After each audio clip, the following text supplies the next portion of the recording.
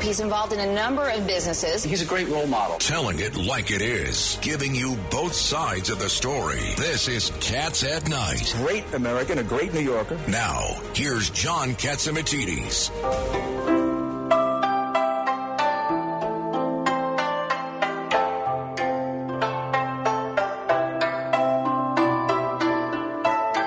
Happy New Year. Today we celebrated, we used to call it Chinese New Year, but we call it now Lunar New Year. And there's 4 billion people that celebrate Lunar New Year. And in the studio today with us, all day long at WABC, we had Chinese dancers and Chinese performers, and we had debates.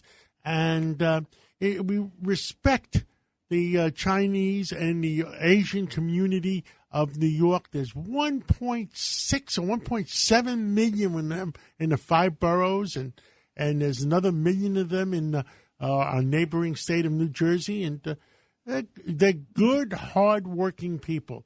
In the studio with us today, we have the Judge Richard Weiberg, Congressman Peter King, and my sidekick, my leg hurts from getting kicked, Lydia Serrani. And I understand, Lydia, you were at the wake. St. Patrick's today. That's correct. Tell us what happened. I was at the wake. It was held for Officer Mora, and it was just a sea of blue. The line to get into St. Patrick's to pay their respects to the 27-year-old officer who was killed by that career criminal in Harlem it was hours long. People were upset. They were crying. And many of them saying to me, a lot of the cops, they didn't want to go on camera, but they would say to me off camera, they said, you know what, if there's anybody that can save this city, it's John Catsimatidis and Mayor Adams. So it's on your shoulders, John. Well, I know that's a big responsibility. Let me tell you something. This 5 o'clock show has a TriCast, AM 970, The Answer, WABC Radio 770, and WLIR. And since it's dark after 5 o'clock, we are up and down the entire East Coast, Canada, and Northern Europe. And we're here to tell the truth, and we're here to say that we want the right thing for our citizens. John, I agree. I think the large listening audience you have really puts a burden and obligation on you to make sure we keep getting the truth out, because it's really made an impact, really, in the last year and a half. In the last 6 months, Congressman, we have doubled our audience. Tripled, I think. Well, now if you count 970 being in, we have increased it triple.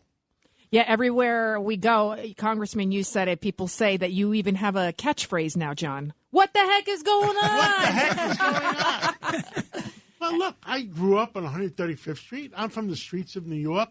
I believe in making sure things go right. I love New York. I know, you do. And this is the year of the tiger, by the way. And this is the saying, may the year of the tiger. Did you see the picture of me and the tiger? That was really cute. What was that about, John? That was a baby tiger. Yeah. That somebody, I was my 40th birthday party, and somebody brought me a baby tiger to the office. And wow. I held it, and a beautiful animal. And it's like petting a little kitten. Thanks, John. Take care. Bye-bye. And next we have, to find out what the heck is going on in the Ukraine. We have Dr. William Parker. He is the CEO of Efficient Ships, and he's also retired senior U.S. naval officer who commanded 3 warships and later a squadron of warships. He served as the chief of staff of the U.S. Naval Surface Forces. So if anybody knows what the heck is going on, it is Bill Dr. Parker. That's right. Bill? John, it's great to be back on your show again. What the heck is going on? Look, everybody knows you got 100,000 Russian troops, artillery, tanks, warplanes there. They violated Article 2 of the United Nations Charter, which says that all members shall refrain in their international relations from the threat or force. They have broken the 1994 Budapest Memorandum, which said that they would refrain from the threat or use of force against Ukraine in particular.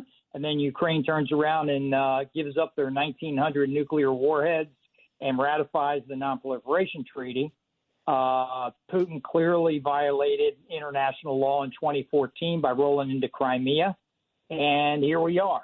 So where does this take us? Well, the president took the use of force off of the table early. I think that was a mistake.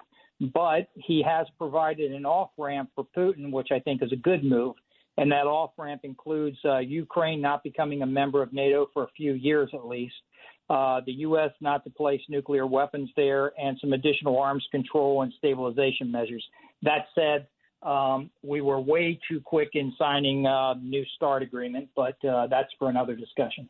So I know Putin is on his way to China for the Olympics, and he's also was going to meet with Erdogan from Turkey, and also later on after the Olympics, he was going to go meet with the Germans. Any intelligence on that? Yeah, it's very interesting. So they're clearly trying to, and he's made several comments about this is an Anglo-Saxon issue, basically trying to pull the Germans out of the relationship with the others. It's also interesting if you look at the world right now that you have, and nobody, I guess, would be surprised at this, but who's misbehaving right now? Russia, China, Iran, and North Korea. You know, China just basically threatened us. It's not hitting the news anywhere, but their ambassador basically says if the Taiwanese authorities, emboldened by the United States, keep going down this road for independence, it will most likely result in military conflict between the United States and China. And they fly 39 Chinese military aircraft over Taiwan last week. North Korea, just to spit in our face. Just to spit in our face. Meanwhile, North Korea is spitting in our face at the same time by on Monday testing intermediate ballistic missiles, the biggest test since 2017, and likely that's a precursor for what will come, which is more nuclear tests and longer missile range tests. And then the Iranian-backed Houthis at the same time are misbehaving by firing weapons and sending UAVs into Saudi Arabia. So there you go. Well, Bill Parker, thank you for bringing us up to date. We're out of time. God bless you. Thank you so much. And we'll talk to you again soon. And Judge Weinberg, thank you. Congressman King, thank you. Lydia, John, my sidekick, thank you. And God bless America and God bless New York. And Happy New Year.